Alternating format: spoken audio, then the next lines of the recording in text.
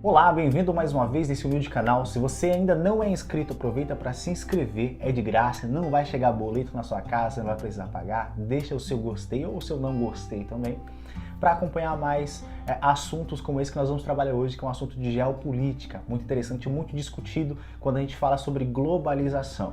Como você já viu no título do vídeo, hoje nós vamos falar sobre hibridismo cultural. O que de fato é o hibridismo cultural ou choque de civilizações? Então fica nesse vídeo até o final que você vai entender um pouquinho de forma muito resumida e muito prática para você mandar bem nos seus vestibulares e nas suas avaliações. A ideia de hibridismo cultural ela surge com a tendência a homogeneizar praticamente todo o globo. Nós sabemos que pós-mundo Guerra Fria, ou seja, 1991, nós temos a extinção da antiga União das Repúblicas Soviéticas. Com a dissolução, vários países são formados, como a própria Rússia, a própria Ucrânia. Até então nós tínhamos uma divisão no globo que era uma ordem bipolar, ou seja, bipolarizada porque de um lado nós tínhamos um bloco praticamente representado pelos Estados Unidos e seus aliados, os capitalistas, e de outro lado nós tínhamos os socialistas pela União das Repúblicas Socialistas Soviéticas. Então o mundo era dividido em ideais, política, economia, até cultural dessa mesma forma. Com a dissolução da União Soviética em 1991 e antes com a queda do Muro de Berlim em 1989, fica um mundo dissoluto. Nós temos a formação de uma nova ordem mundial, mas não tem nada a ver com aquela nova ordem dos Illuminatis e tudo mais. Nós estamos falando aqui só de uma nova ordem geopolítica, uma nova ordem econômica organizacional. Ok?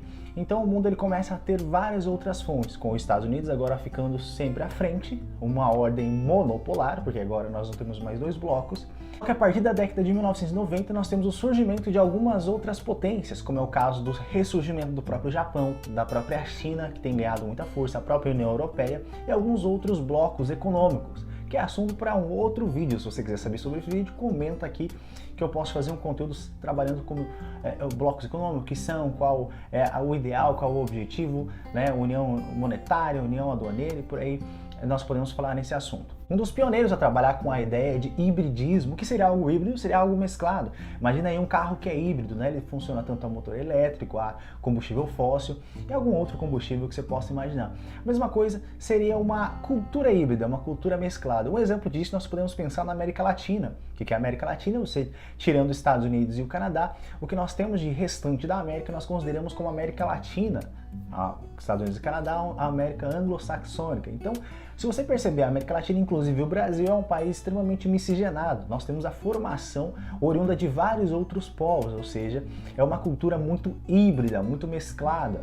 Isso vale para a religião, a cultura, a música, e, a grosso modo, praticamente todas as nossas organizações e as nossas raízes são mescladas, juntando, obviamente, com os povos que já moravam aqui quando nós chegamos ao período de colonização e de exploração, consequentemente. Então a ideia é que com esse mundo da globalização nós temos uma aldeia global e a homogeneização do planeta, seja culturalmente, economicamente, essa que seria uma tendência desse momento, dessa hibridização cultural.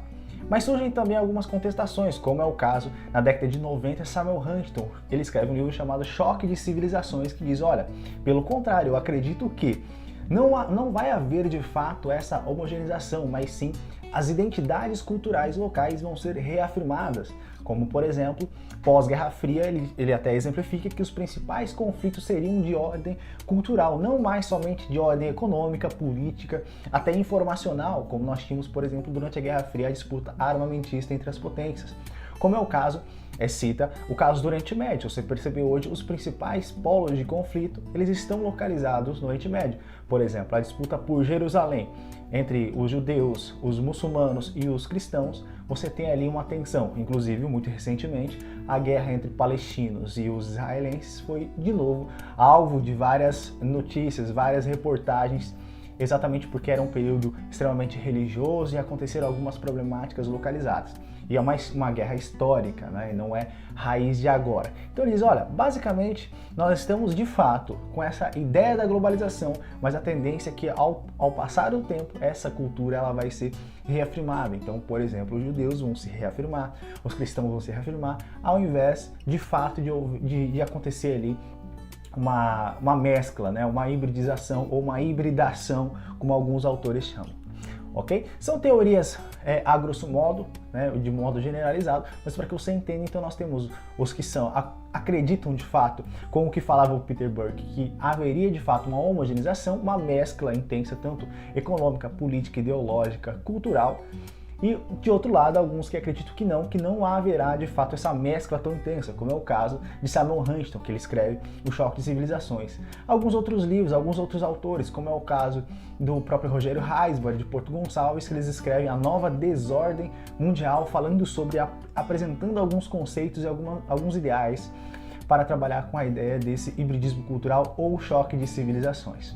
Ok? Espero ter ajudado. Se tiver alguma dúvida, coloca aqui embaixo. Esse foi um vídeo bastante resumido e bastante prático para lhe ajudar. Lembrando que não se esqueça de se inscrever no canal, marcar se você gostou, se você não gostou e deixa um comentário ou envia para algum amigo que está estudando esse conteúdo. Ok? Espero ter ajudado e até o próximo conteúdo.